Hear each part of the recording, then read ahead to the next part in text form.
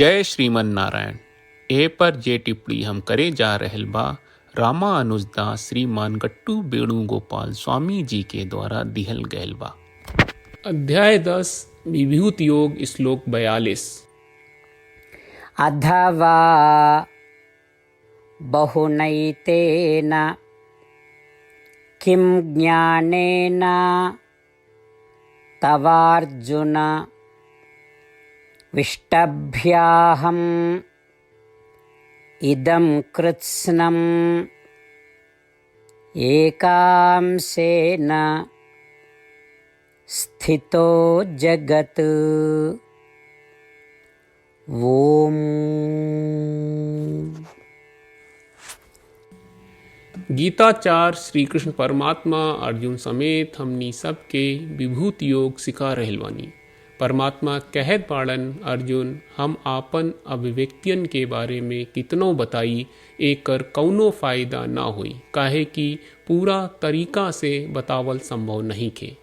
ता ए अर्जुन बस ई जान लेई कि हम आपन शक्ति के मात्र एगो अंश से ई पूरा दुनिया के रख रखाव कर रहल बानी। ई तरह से श्री कृष्ण परमात्मा कह रहल बाड़न कि आपन शक्ति के सबसे छोटा हिस्सा से उ ए पूरा ब्रह्मांड के समर्थन कर रहल बाड़न, यानी कि भावुक जीव आ संवेदनहीन जीव के सूक्ष्म रूप आ स्थूल रूप में और उ लोग के सृष्टि पोषण आ विघटन के समर्थन कर रहल बाड़न। यही से हमनी के समझल जाए कि श्री कृष्ण परमात्मा के शक्ति वैभव आ तेज अनंत बा। आई हमनी के अनुभव में आवे वाला हर चीज में श्री कृष्ण परमात्मा के पक्ष के उपस्थित के महसूस करे के कोशिश करी जा। श्री कृष्ण परमात्मा आ श्रीमन नारायण के समर्थन करत आपन जीवन के सार्थक बनावे के कोशिश करत घड़ी हमनी के श्री कृष्ण परमात्मा के वचन के श्लोक के रूप में दोहरावे के कोशिश करी जा। अथवा बहुनैतेन किं ज्ञानेन तवार्जुन विष्टभ्याहमिदं कृत्स्नम् एकांशेन स्थितो जगत्। श्रीमन्नारायण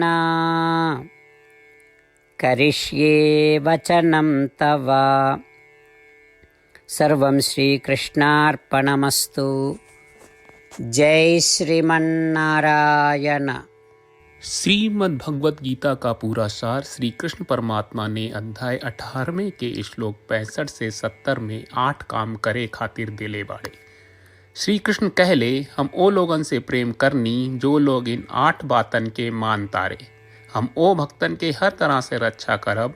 श्री कृष्ण परमात्मा के द्वारा बोलल गईल संपूर्ण भगवत गीता सुनला के बाद अर्जुन कहले, करिष्ये वचनम त्वा, जेके मतलब बा कृष्ण मैं वही करब जौन आप कही। यही कारण बा श्री कृष्ण अर्जुन के हर तरह के सफलता आ विजय प्रदान करेले। आई परमात्मा के आपन व्रत देई कि हमनी के ये 8 गौ कर्म के पालन करी जा। ई वचन परमात्मा के देवे से बड़न कौनो पूजा तपस्या यज्ञ नहीं। हम 8 प्रण कहब जौन हमनी के करे के चाहिए। आप सब कृपया इन्हन के आपन दिमाग और दिल में सोची। श्री कृष्ण के आपन वचन देवे के ई तरीका में हमनी सबकी कल्पना करे के चाहिए कि श्री कृष्ण का चेहरा खुशी से चमकत बा और खुशी के एहसास करत बा। जय श्रीमन नारायण। यहाँ हमनी के 8 वादा बा। हमनी के पहला वादा, हे श्रीमन नारायण आपका निर्देश के मुताबिक हम हमेशा तोहार ध्यान करब और तोहार बारे में सोचब। हमनी के दूसर वादा, हे श्रीमन नारायण आपका सलाह का अनुसार हम हमेशा आपका भक्त रहब। हमनी के तीसर वादा, हे श्रीमन नारायण हम आपन सब काम तोहरा सेवा के रूप में और तोहरा संतुष्टि खातिर करब। हमनी के चौथा वादा, हे श्रीमन नारायण जैस की आप माने के कहले रहलू, हमरा बहुत विश्वास बा कि हम आपके होई और हम हमेशा आपन दोनों हाथ जोड़ के आपके नमस्कार करब और आपकी पूजा करब। हमनी के पांचवा वादा, हे श्रीमन नारायण हमरा के तोरा बात माम एकम शरणम ब्रज 1866 याद कहले, जहाँ आप हमरा के आपन का अर्पित करे का कहा। श्रीमन नारायण मैं हमेशा तोहरे शरण में रहब। हमनी के छठवां वादा, हे श्रीमन नारायण हमरा के तोहरा बात माँ सुचहा 1866 याद कहले कि आप हमनी के शोक ना करे का आश्वासन दे रहे बड़े, हम अब और शोक ना करब। हमनी के सातवां वादा, हे श्रीमन नारायण, आपने हमरा खातिर श्रीमद् भगवत गीता के वितरण करके हम सबके कृपा कहले और आशीर्वाद दहले बा। हम वादा करत बानी कि रोजाना कम से कम एक श्लोक पढ़ब या सुनब। हमनी के आठवां वादा, हे श्रीमन नारायण, आप गीता के पूरा मानवता तक ले गयलू। हम गीता में आपके दिव्य वचन के उन भक्तन तक पहुँचावे के प्रयास करब जे गीता से अपरिचित बा। हे श्रीमन नारायण, हम उई करब जौन तू करे का कहब। हम ऐसन व्यवहार करब जैसन आप चाहत बानी और हम खाली आपका खातिर काम करब। श्रीमन नारायण के रोज आपन वचन देहल कि हम ओइस करब जैस आप कहत बानी, ई अपने आप में बड़न पूजा बा। श्रीमन नारायण, करशे वचनम त्वा। श्रीमन नारायण, हम तोरे निर्देश के मुताबिक काम करब। सर्वम श्री कृष्ण अर्पणम अस्तु। जय श्रीमन नारायण। अथवा बहुनैतेन किं ज्ञानेन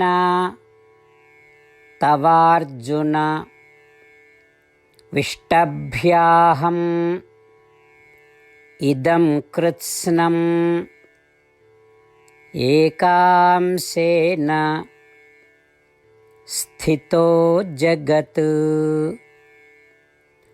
ओम।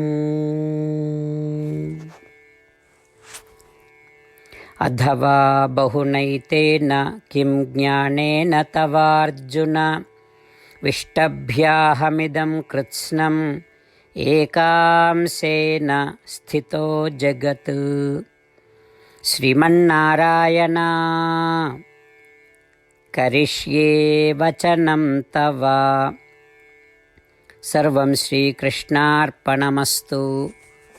जय श्रीमन्नारायण।